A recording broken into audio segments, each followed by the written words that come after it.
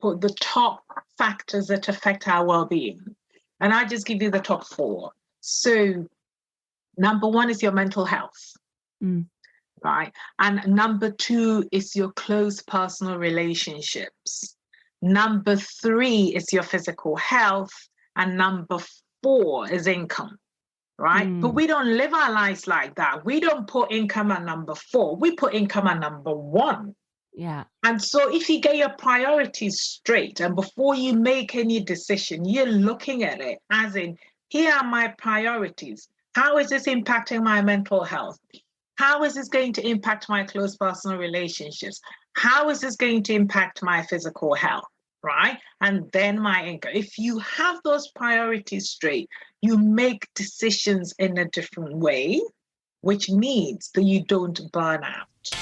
Welcome to Authentic Energy, a podcast dedicated to getting to the bottom of what it means to be your true, authentic self at work. I am your host, Wendy Brand, a former corporate executive turned transformation coach. Let's take this learning journey together as I meet with guests weekly to learn how they've managed, or not managed, to find the elusive boundaries and success in their career and what it really means to find balance. Hi, welcome back. You are really going to love this episode today. But before we get to our podcast guest, I want to remind you about the workshops and retreat that I have coming up in the next few months. First, in June, I'll be hosting my 2-day True You workshop at my home in New Braunfels, Texas. We sit on 65 acres of Texas hill country, and it is the perfect spot to step out of your day-to-day, really think about who you are wanting to become. This workshop includes breakfast and lunch each day, a sound bath meditation, our True You curriculum, and as a special treat, a forest bathing session, Texas hill country style. Now, in July, I'll be hosting the first ever Authentic Energy Retreat at the beautiful Savannah Resort in Carefree, Arizona. This is a 4-day immersive experience where you'll be pampered and catered to as you step into a more calm, rested version of yourself. This is an all-inclusive package that will provide you access to all of Savannah's on-site activities, well-appointed rooms, and our Authentic Energy program that helps you reconnect with your authentic self. Information on these events and others can be found on my website at wendybrandcoaching.com/retreat. Now, back to the podcast. My guest, Gifty Enright, has spoken at multinational organizations globally. Top universities like Oxford University. She has given a TEDx talk, is a highly regarded writer, and apart from her book, Octopus on a Treadmill, she is regularly published in newspapers and magazines. Gifty trained originally as an accountant and worked in a variety of blue chip companies before crossing over into IT and management consulting. She has implemented business and IT transformation programs globally in Europe, US, and Asia. She then became an author and a coach and continues to coach clients all over the world. But I am excited to have her as my guest because the conversation that we have is so rich, and she really does lean on her life as a mother and a coach and the clients that she's worked with. I think this episode is really going to resonate with you if you are a working mother or a working woman, kind of on that verge of burnout like I was. She really does provide some great insights into how to prioritize what's important to us. So without further ado, here you go. Good morning, Gifty. Thank you so much or good afternoon to you. Thank you for joining me on the podcast. I'm so excited to have you. I wanted to just start by having you tell us a little bit about your career journey and what brought you to where you are today as a coach, a speaker, author, mother, all the things. Well, thanks for having me. Wendy, I really appreciate it. So I was one of those women who basically I was just going to show everybody that, I can do it and go toe to toe with the men and everything like that, very competitive and all the rest of it. And so I was there in the corporate world. I was working in consulting, working in IT, and working all the hours God sent. My children were quite little, and traveling and all that kind of stuff, and it was just one day I woke up standing in a doctor's office, clutching a spreadsheet of 14 symptoms. And that's when I realized that something had to give and that I couldn't go on living the way I was living. And also my husband was fed up with my complaining. And so I had to do something. And I had a choice at that point of being on medication for the rest of my life, or living in a different way. And I chose to live in a different way and not go be on medication and have all the side effects and all the rest of it. Now, for me, what I call the tragedy of my life at that point was externally, I had everything, all the social status, everything that people would look at this and say this is a successful life. But I was dying inside, and my body was not allowing me to get away with the facade I had created. And so that was what got me to what I'm doing now. Wonderful. Your story resonates so much with me. I also ended up with health issues and had to, that was caused by chronic stress. And I had to take a step back. Also felt like I had everything. I had achieved the level of role that I was trying to achieve, the financial amount I wanted to achieve that I had put out there. I mean, in my mind, I had it all, but my body was telling me otherwise. So appreciate you sharing that story. It really resonates with me. And we are seeing people leave the workplace in just astonishing numbers, as you know. And I've talked on the show, and brought others on that have experienced this as well, that are just on the brink. Now, not everyone can afford to do what we did and step away. So what advice do you give for those that are finding themselves in a similar situation? So I say to people, they need to get their priorities straight. And so we live in a society that prioritizes money and, the externalities that people can see. And actually, just yesterday, I put out a blog about should we be measuring wealth by self-worth rather than net worth, And so is get your priorities straight. Now, London School of Economics did research, this is going back years now, and where they put the top factors that affect our well-being. And I just give you the top 4. So number 1 is your mental health, right? And number 2 is your close personal relationships. Number 3 is your physical health. And number 4 is income. Right? But we don't live our lives like that. We don't put income at number 4. We put income at number 1. Yeah. And so if you get your priorities straight, and before you make any decision, you're looking at it as in, here are my priorities. How is this impacting my mental health? How is this going to impact my close personal relationships? How is this going to impact my physical health? Right? And then my income. If you have those priorities straight, you make decisions in a different way, which means that you don't burn out. And so for those people in the workplace now, stressed out and all the rest of it, they don't have to get as dramatic as you and I. They can just get their priorities straight. That is so beautiful and rings true for me.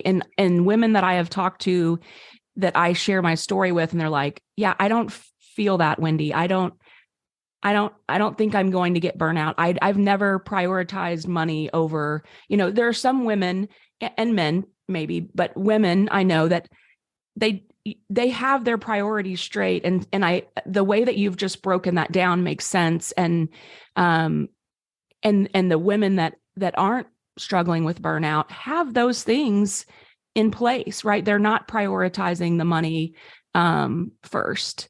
But it is on the list. I noticed that. So yes, it's important. It Yeah. is important because food is not free. Electricity is not free, right? Yeah.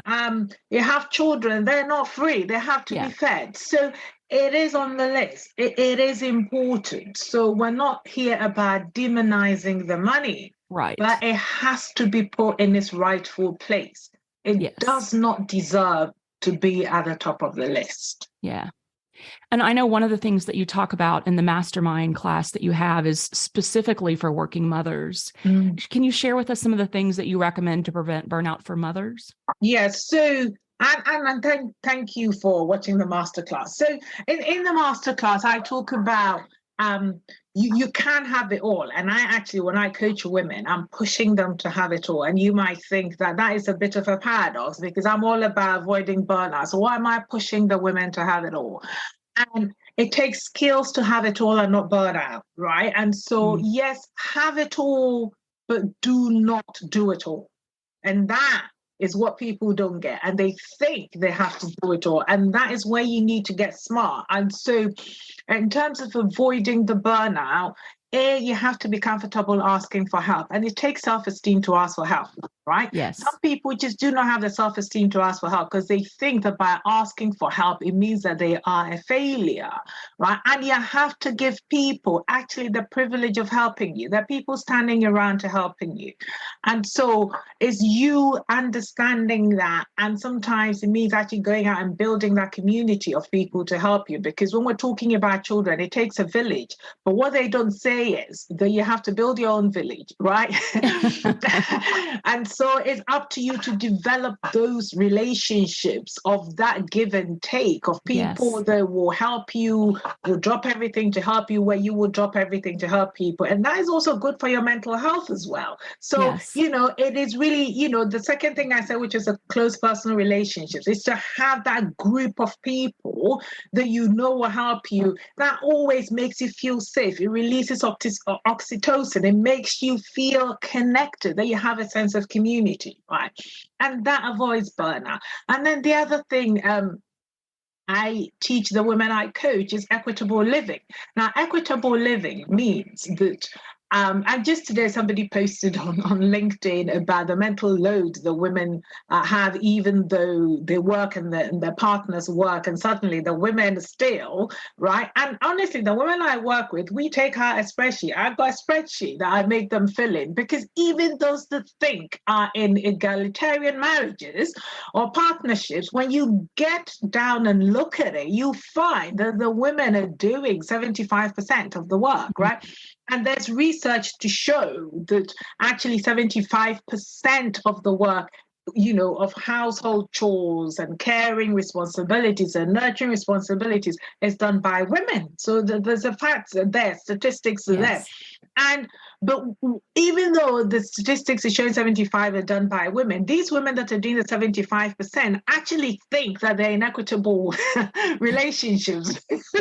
And that is the bit that makes me laugh. It is only when you write it down, which is why I give them a spreadsheet. And then they say, oh, really? Yes, really. Because we absorb all these things. On our way to bed in the evening, we were switching on the dishwasher, you're putting a load of laundry in, and that is just on your way to bed. You don't even think about it. Yeah. As the men just get up and go to bed, And again, we're not demonizing the men here, but for my women that I work with, it's equipping them with the skills to be able to get your partner involved, right? So this is where you learn to live equitably. And people, and then with grown-up children, and they're still running around and doing everything for them. What's that about, right? You have to live equitably, because if you're not doing that, again, you're ruining the children's self-esteem and their sense of self, as in them learning to contribute to the household that everybody lives in. Now, if you have children and you have a partner and everybody's got their shoulder to the pump to get the household run, you will not get burnt out. So that is my gift to the working mothers out there, right? You have resources at your disposal. Build a community to support you, Get your partner involved, get the kids involved. From my point of view, if the kid can stand up straight and walk, they need a job. Yes. Yes. I love that. And, I heard something the other day about by us asking for help, it's a gift to the other person to allow somebody to help. That's helping them, right? To be of service and fill their bucket. So I love that. Yeah. Exactly. It's a gift to the other person to allow them to support you, and it fosters closer knit ties, right? So when you're there burning yourself out, trying to do everything on your own and trying to prove to everybody that you're badass, what you're doing is alienating people, creating a distance. People can't relate to you because you always come across as, I've got it all sus. And we know you haven't got it all sus. So who are you kidding? Just chill out a bit. Let people in. Let in the support and build those close personal relationships, because it's good for you, it's good for your hormones, and it's good for the community. Yes. And that gave me chills, because when as I was considering leaving my job, I did, the Wheel of Life. Mm-hmm. Have you seen that tool where you look at all the different areas of your life and you kind of mark where are you? Like how much fun and entertainment am I having? How many how's my personal relationships? How's my work? How's my financial, all those things. And fun and entertainment and personal relationships were like 0. And I was like, okay, this is a problem, So I get the isolating yourself, thinking you can just do it all. And it is isolating, because you're not relating to others, because they there's nothing to relate to, because you think you've got it all figured out. Right. It's insane. It's insane, because you come up as this ice queen. Right. And that you don't have any problems, and then nobody is offering to help you, and then you wonder why you're burning out.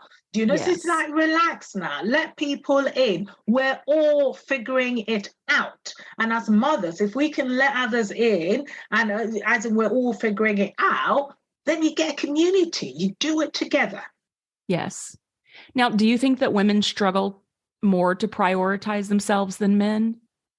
Yes, we do. And that is because of the society we live in. So it's a societal expectation, right? It's a societal construct. And that is what makes it harder for women to prioritize ourselves, because we're expected to take on the nurturing side. We're expected to look after the aging parents. We're expected to, the expectation from society on women is that our lives exist to be in service to the other lives around us, right? And so that's a societal expectation. But why should our lives be in service to other lives? We're human too. We deserve our cups to be filled. So it's that fight of always,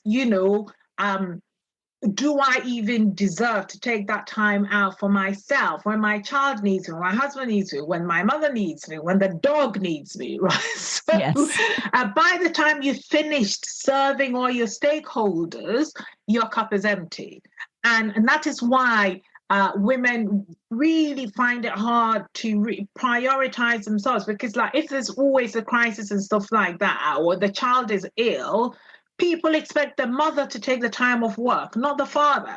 I remember one time my son had to be taken to hospital for something or other, and I had a big presentation I couldn't get out of. So my husband took my son, and I spent all the time feeling guilty. But I'm thinking, my husband is a grown-ass man.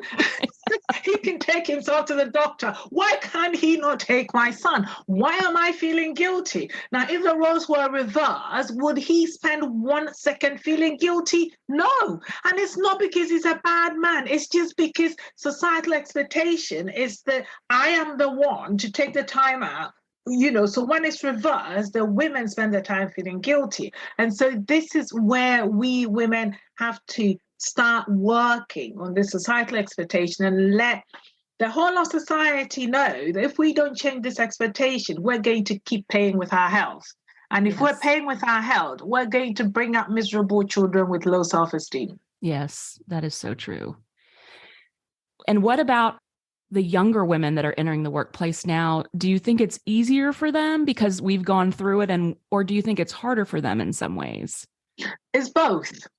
It's both, actually. It's easier and it's harder. It's easier because the likes of us have been there and we sort of beaten the path, right, for them. And so in terms of the challenges that we faced, we know what they are now. We've named them. The biases in the workplace for women, for example, this is like 6 I can name. So you have the performance bias, and then you have likability bias. You're damned if you do, you're damned if you don't type thing. You have affinity bias, as in the people in power and stuff. They want people that look just like them, etc., right? And then you have the maternal bias, where you just you get pregnant and suddenly people think that your brain is gone and you can't think anymore, and all that, right? And then you have attribution bias. Men get praised a lot for what it is, but when women achieve something, I mean, I'm not sure how many people even know there was a woman that invented the Wi-Fi, right? But everybody knows about Einstein and his genius. So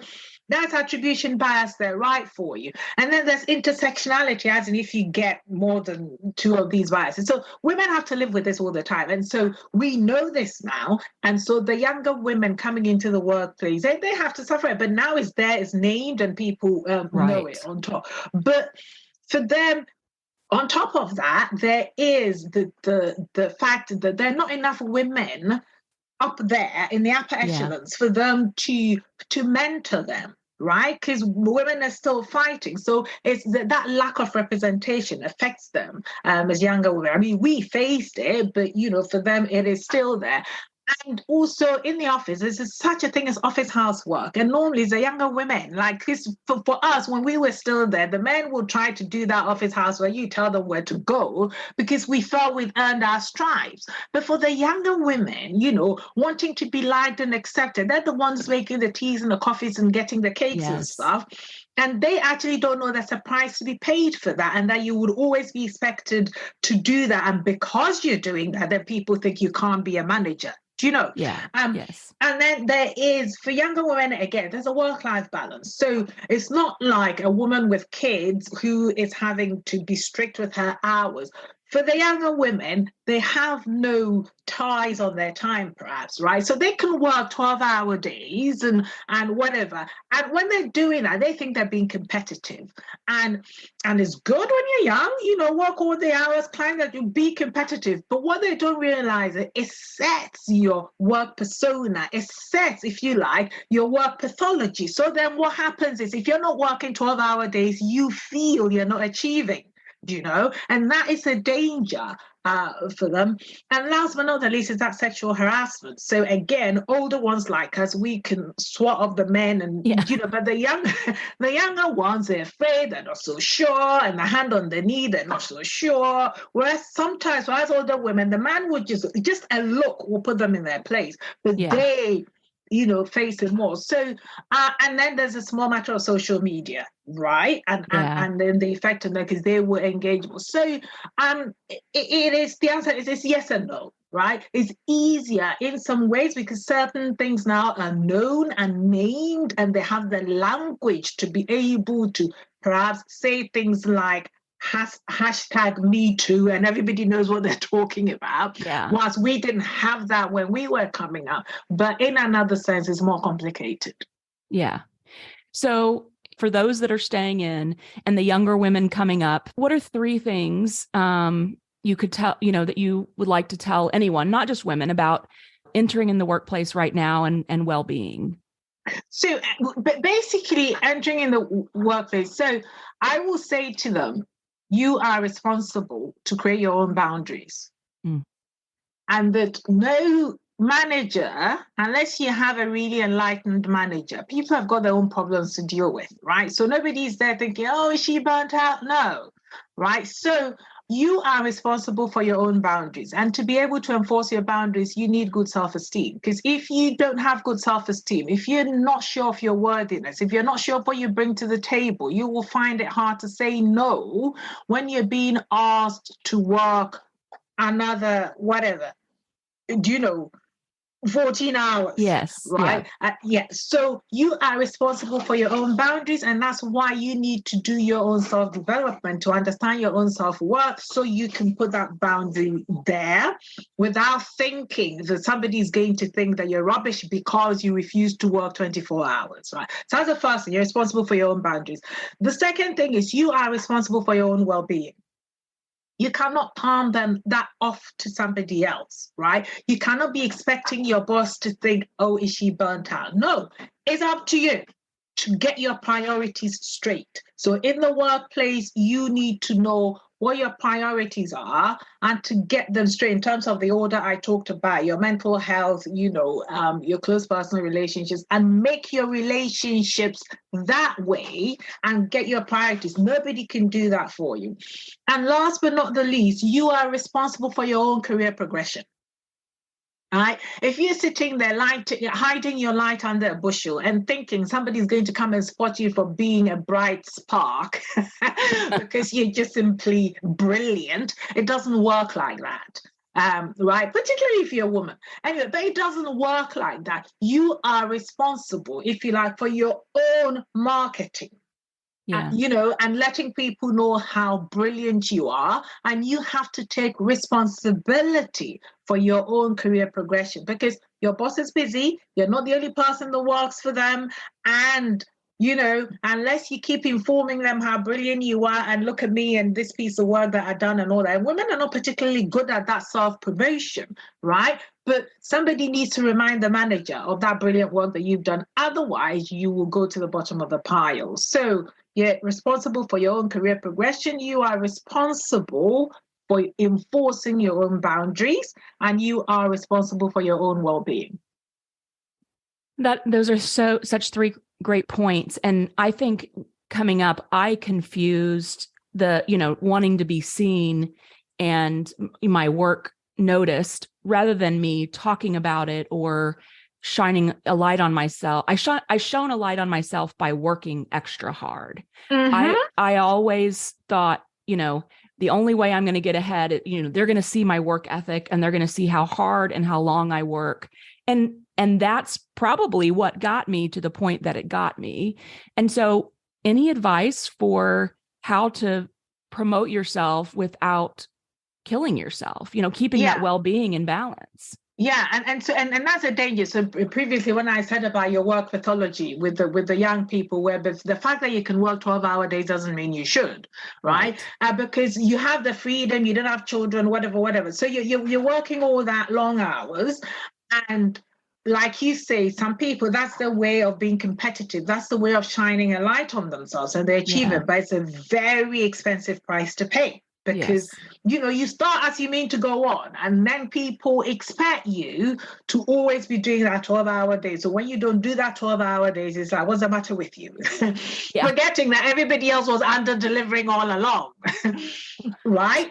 And that is the danger. And again, it's a self-esteem issue, because if you think that the only way you will be considered worthy is if you're killing yourself, right? You need to go work on your self-esteem. Because as you get older, as you get more confident in yourself, I mean, for me, later on in my career, right, I can honestly say I was doing very little, but I was still crushing it. Why? Because I knew what to do. Right? I knew the levers to press. I knew how to delegate. I knew how to be visible without killing myself. And how to be visible without killing yourself is a skill, but it starts with you knowing that the 12-hour days is not the way to go. Yes, sometimes in an emergency, a project's got to go live and we all have to work around the clock.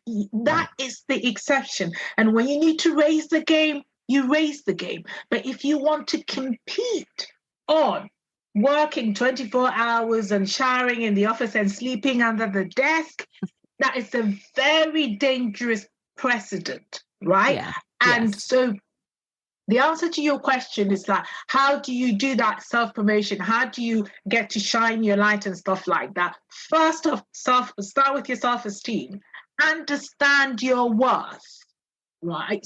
And know what you bring to the table, okay? And once you know what you bring to the table, make sure others know what you bring to the table. People cannot know unless you tell them. And so people think about the self-promotion, they're squirming, they think, I don't want to be pushy, blah, blah, blah. It's not about being pushy. It is more about how do you let your manager know? How do you let people around know? And it is just information. You're just giving people information. That's all. If you don't give them the information, they don't know how good you are. Well, and I think you answered it really succinctly when you said, you have to know first. You can't promote yourself if you don't yourself believe it. Yes. And so you're spot on. That's the key, right? Is just doing that self-care, understanding the work to understand what you bring and yes. believing it, right? Yes, because once you know that, it oozes out of you. Yes. Sometimes you hardly even have to say it. Yes. Right? It oozes out of you because you stand there, you're self-assured, you know your beans, you know what you're saying, you know what you bring to the table. And it's like when somebody tries to minimize, may I repeat that, please? Yeah. And you say it assertively, not aggressively. And if you're coming from the point of, this is a fact and I am just giving you information, there's no pushiness about it. But Yes. for you to be able to deliver it like that, it starts internally with your self-esteem. Love it. Wonderful, Gifty. Such rich, good information. And I want to kind of pivot a little bit to some more personal questions, if it's okay. Yes. Yes. So what is, and this is something I ask these 3 questions of all the guests just to get to know you a little bit better.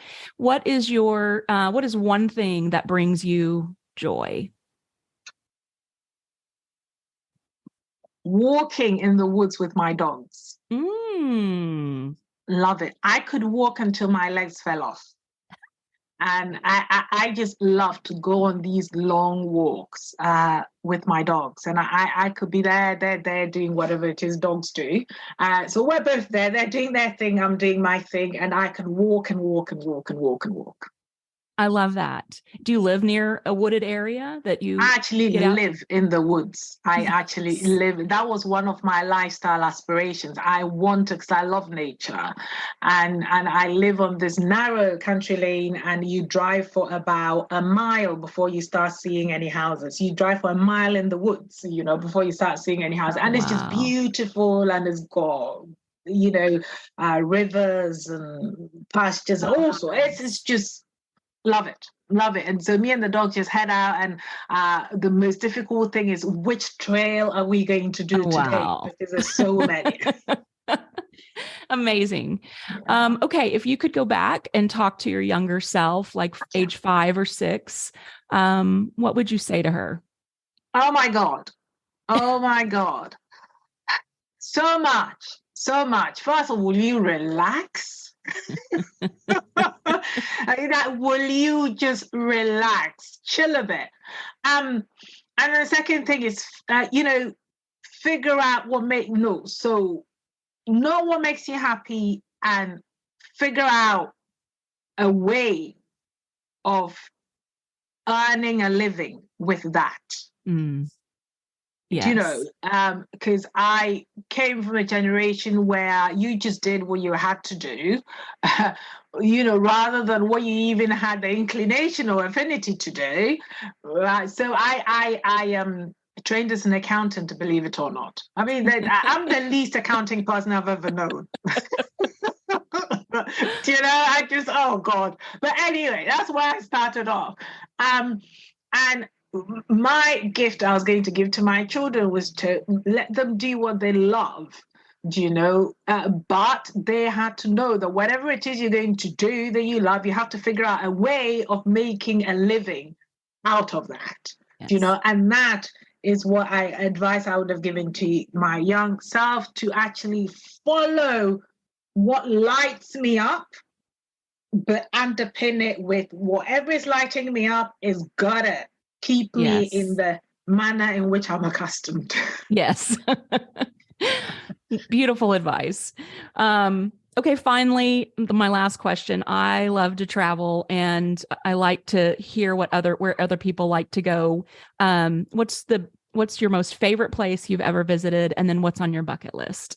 Oh, I've got so many places I've visited, so many places. But the place that I visited, I kind of stopped me in my tracks was Cambodia.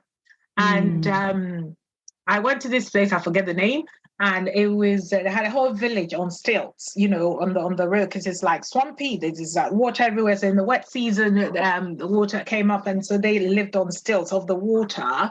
And it was just beautiful. I mean, it was quite a poor area, but it was beautiful and stunning. And I went on one of these boats, and to this day, I regret not taking a picture of it, but there was this young mother on this boat that she was paddling herself, wasn't it? It was a canoe, she's paddling herself, and she had a baby, no more, not even, it didn't look like a year old to me, like on her lap, there while she sat sort of cross-legged with this baby, and she was paddling, and the baby just sat still throughout. And I was just, I thought, wow, I wish I had taken a picture of that, because when I describe it to people, it's like, really? Yes. And I would have been petrified of the baby falling into, the river and stuff. But yeah, it was stunning. And then also, in Cambodia, they have Angkor Wat, which is one of the most, the oldest Hindu temples in the world, is there, which is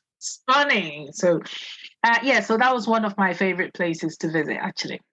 It sounds amazing. I visited Vietnam about 7 years ago, and it sounds very similar. And there was a woman, and we went on this river, and she was rowing with her feet because her arms were tired, and then she just sat back and used her feet. I was like, wow, that is amazing talent. It's just amazing. But it was beautiful landscape as well. And the people were amazing. Yeah. And then what's on your bucket list? Oh my God. So I'm a yogi, and I can't believe I've never been to India. I just can't believe I have never been to India, and I refuse to die unless I go to India. So that has got to happen. I don't know when, but that has got to happen. And then also Japan. I've been there once, but you know what it's like on a business trip. You don't really see anything, it's hotel rooms and whatever. So I would like to go and do it properly. Because I'm fascinated by the Japanese culture. I went to one of the parks, I think it was at Shinjuku Park or something it was called. It's beautiful, the trees and all that. And I would like to do it properly when it's not a business trip, and I can actually go and do it properly. And my son is also fascinated by Japan, so maybe we could do a mother and son trip. Yeah. Oh, I love that. Yeah. How old are your kids now? 23 and 18. Okay. I have a 20-year-old son away at school. That age it's good because they're starting to find their own way, Yes. But he still calls home to ask for money, but no. Yes, they did. Yes, I think until they start working, that's just something you just have to live with. Yeah. Yes, absolutely. Well, Gifty, this has been an amazing conversation. Thank you so much for your time. I'll put in the show notes how people can find you, but if they want to attend your masterclass or learn more about your coaching, how can they find you?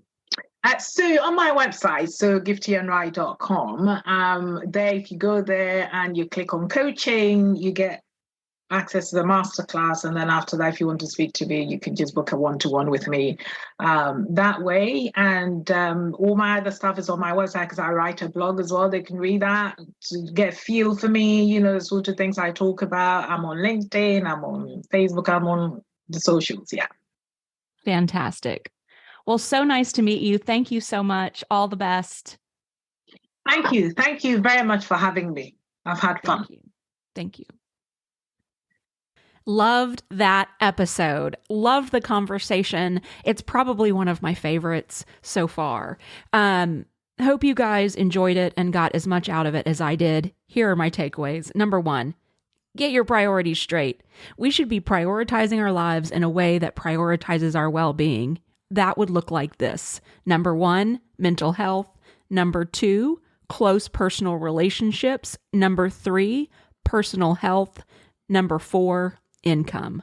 Rather than income first. This allows you to make decisions in a different way and prevent burnout.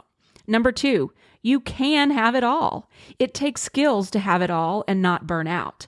But having it all does not mean doing it all.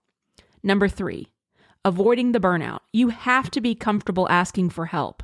You must give people the privilege of helping you. Number 4, it takes a village, but we have to build the village. Develop the relationships that can build your village. Having close relationships helps you feel supported and safe and creates oxytocin, which can help with burnout prevention. Number 5, you have to live equitably. Research shows that at least 75% of the work in the household is done by the women. Those in these relationships often think that they are in an equitable relationship. But you have resources at your disposal. In addition to building a community to support you, make sure that everyone in the family has a job. If the kids can stand up straight and walk, they need a job. Number 6, while you're busy doing everything on your own, trying to prove to everyone that you're a badass, what you're doing is alienating people, creating distance. Let people in. Let in the support. Build those relationships. It's good for you. It's good for the hormones, and it's good for the community. Number 7, you are responsible for setting your own boundaries, and to be able to set your own boundaries, you have to have self-esteem. Number 8, you are responsible for your own well-being. You can't pawn that off on someone else. It is up to you to get your priorities straight. Number 9, you are responsible for your own career progression. Number 10, the fact that you can work 12 hours doesn't mean you should. Number 11, how do you effectively promote yourself? Understand your worth. Know what you bring to the table, and then make sure that others know what you bring to the table. When you know it and build that confidence, it starts to ooze out of you. Number 12, know what makes you happy and figure out a way to earn a living doing that. If you found this episode valuable, I hope you will go on and rate it and make sure that you subscribe to the podcast so that you are notified each week when a new episode drops. And if you know someone that might benefit from the episode, I'm thinking working moms and working women that think they have to do it all, please share this podcast with them. It means a lot to me. Finally, if you are looking to connect with Gifty directly, maybe check out some of her programs, you can find her at www.giftyenright.com. That's GIFTYENRIGHT.com. She's also on social media. I'll put all the links in the show notes. That's it. Thank you so much for listening. It means so much. Have a great day.